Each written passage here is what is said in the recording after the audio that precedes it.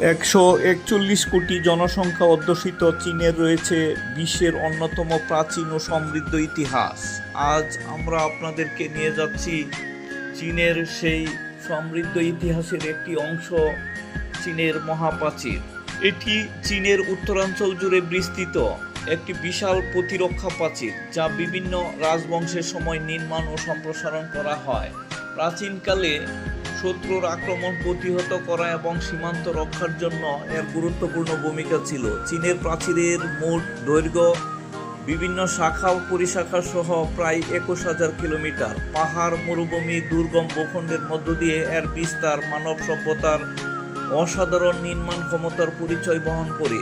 বর্তমানে এটি চীনের অন্যতম জনপ্রিয় পর্যটন আকর্ষণ কেন্দ্র। শত্রুর কাছ থেকে নিরাপদ থাকার জন্য শতাব্দীর পর শতাব্দী ধরে চীনের মহাপ্রাচীর গড়ে তোলার কথা স্মরণ করিয়ে দেয়। প্রতিরক্ষামূলক ব্যবস্থা হিসেবে চীন প্রায় 5,000 মাইলের দীর্ঘ এই মহাপ্রাচীরটি গড়ে তুলেছিল। অসংখ্য ভাগে বিভক্ত এই প্রাচীর ইতিহাসে যুগের পর যুগ ধরে এই প্রাচীর গড়ে তোলার সাক্ষ্য হিসাবে পাওয়া যায়। সেই অনুযায়ী খ্রিস্টপূর্ব 7ম শতকে প্রথমবারের মতো এই সুবিশাল দুর্গ গড়ে তোলার কাজ শুরু হয়।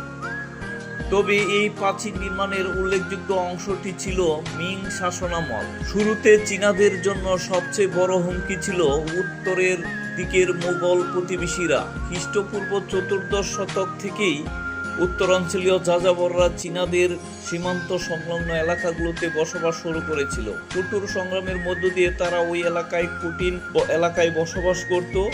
এ সময় তারা কাপড়, বিভিন্ন শস্য বিনিয়োগ করত চীনাদের সঙ্গে।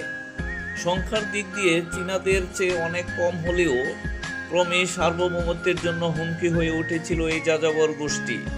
কারণ তারা ছিল ক্ষিপ্র গতির দুর্ধর্ষ, ধারালো অস্ত্র, তীর ধনুক ব্যবহার করত। তারা চাইলেই চীনা এলাকাগুলোতে আক্রমণ চালাতো এবং লুট করে নিয়ে যেত ক্ষেতের ফসল ও গবাদি পশু।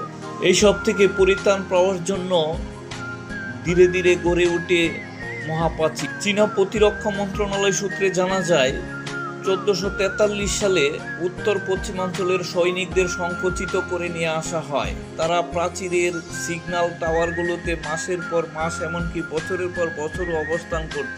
এই সময়ে তারা নিজ বাহিনী, পরিবার পরিজনদের থেকে একেবারে বিচ্ছিন্ন অবস্থায় থাকত। তারা প্রায়ই খাদ্য অভাব এবং কাপড়ের অভাবে পড়ত। প্রতি মাসে বেতন দেওয়া হলেও এগুলো তাদের অস্ত্র ও ঘোড়ার পিছনে খরচ হয়ে যেত। মানব ইতিহাসের সবচেয়ে বড় স্থাপনাতে তৎকালীন সেরা প্রকৌশলীদের অবদান সত্যিই প্রশংসার যোগ্য এবং তাদের দেখানো পথ এখনো ব্যবহার হয়ে আসছে। সাধারণ কিছু যন্ত্র ব্যবহার করে এত দীর্ঘ প্রাচীর নির্মাণ শুধু চৈনিক সভ্যতার দ্বারাই সম্ভব ছিল। তাদের হাতিয়ার বলতে ছিল কুদাল, খুপড়ি, হাতুড়ি, বাটালি, ছুরি, শাবল এসব। বর্তমানে টিকে থাকা রাজাদের প্রাচীরের যোগফল প্রায় 21,196 কিলোমিটার। চীনা সংস্কৃতিতে বিশেষভাবে প্রভাব রেখেছে তাদের মহাপ্রাচীর।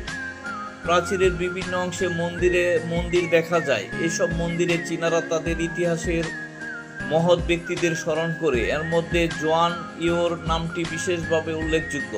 চীনা এই বীর যোদ্ধা 3য় শতাব্দীতে জেনারেল পদমর্যাদায় থাকা অবস্থায় শহীদ হয়েছিলেন।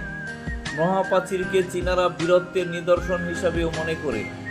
চীনের বিপ্লবী নেতা মাও সেতুং এক জনসভায় বলেছিলেন, যে চীনা কখনো মহাপ্রাচীরে পা ফেলেনি সে সত্যিকারের পুরুষই নয়। মাও সেতুংয়ের উচ্চারিত এই বাক্যটি একরকম চীনে ব্যাপক জনপ্রিয়তা পায় এবং চীনের ইতিহাসের সংক্ষিপ্ত ধারাবাহিকতা। প্রাচীন যুগে চীনের প্রাচীন সভ্যতার বিকাশ মূলত হুয়াংহো, হলুদ নদী ও ইয়াংসি নদীকে কেন্দ্র করে।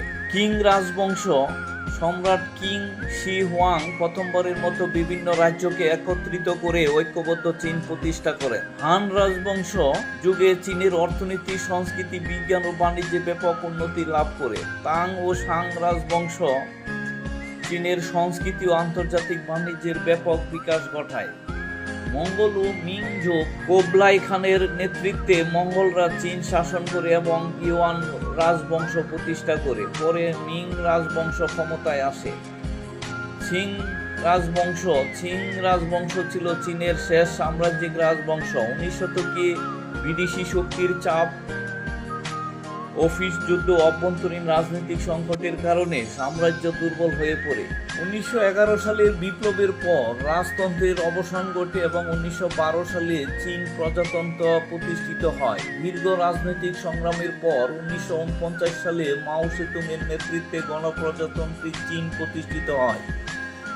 আজকের চীন বিশ্বের অন্যতম বৃহৎ অর্থনৈতিক ও রাজনৈতিক শক্তি। প্রাচীন সভ্যতা ও চীনের প্রাচীর, কনফুসীয় দর্শন, আবিষ্কার ও সমৃদ্ধ সংস্কৃতি চীনের ইতিহাসকে বিশ্ব সভ্যতার এক গুরুত্বপূর্ণ অংশে পরিণত করেছে।